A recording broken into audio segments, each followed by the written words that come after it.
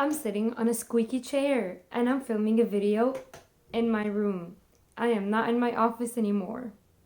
Welcome to the newest video on my channel. I'm so excited to be filming this video because I filmed 4 earlier this week and they're all different topics and they're all horrible. So hopefully this one sticks and hopefully this one is the one that I end up posting.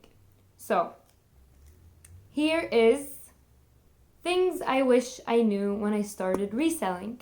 This is the topic that was suggested by my amazing fiance. So, Thomas Azar, thank you very much. I wish I knew that my items were worth something. I donated bags and bags and bags of clothing, and I never knew that one of those items could have made me $100. Okay, moving on. Number 2, something I wish I knew was that buyers, so when someone buys something from you, they can open a case and return the item back to you. So, opening a case does not mean that anyone can return anything. Opening a case means that your buyer doesn't like something about the item, so not doesn't like. So those are the bad buyers, the ones that make up an excuse to return something to you, so they paint it, or they rip it, or they stain it in order for Poshmark to think, oh, why would you sell something that ruined? So normal buyers, what they would do is that they would open it and the seller just hadn't noticed something. So there's a size that is not right. Maybe it's the wrong color. Maybe it's the wrong package completely. So the buyer would return it back to you. Common sense.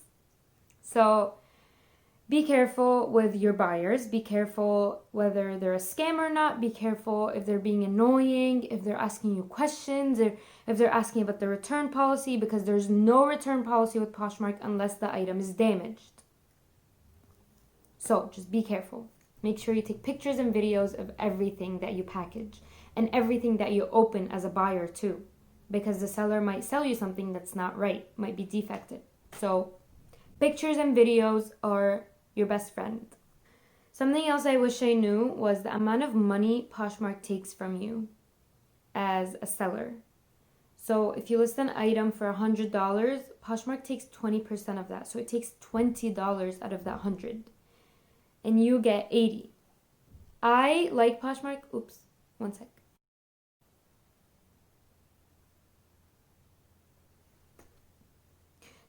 Poshmark takes $20 of that 100 and gives you the rest, which is 80. So as long as you're okay with it, sell your items on Poshmark. But Depop, for example, only takes 10% of whatever you sell. So it depends on what you, and obviously Facebook Market, like nothing. So be careful with the percentages and how you list your items. Do your research. Figure out what the best strategy is for you and what prices you'd like for your items. By the way, Poshmark takes 20% because they secure the buyer and the seller. So you can open a case, there are no returns, it's priority shipping, and all of that. That's what they say. That's what they say.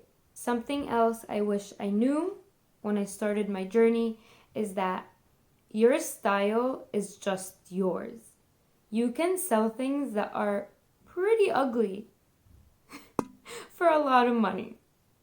If I can, I might be able to put like a picture here of something I've sold last year that was really expensive but really ugly. And people collect them because they're so rare and so unique, even though they're really ugly.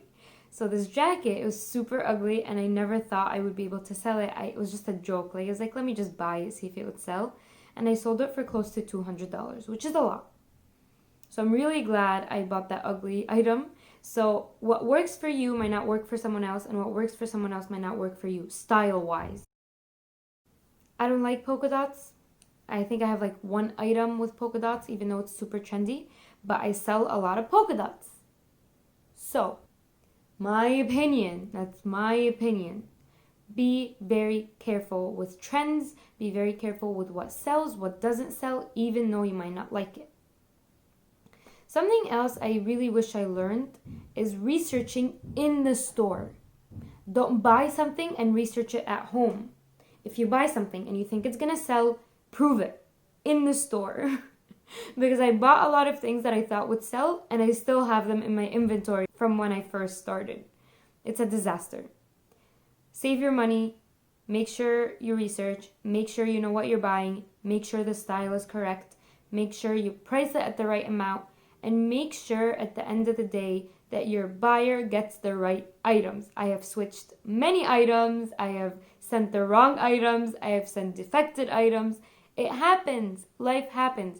So just forgive yourself and forgive me and make sure that you take this one step at a time. Be consistent with your listing, with your buying, with everything. Just be consistent, live a healthy reselling life, and I think everything will fall into place. Let me know if any of you guys have started your journey.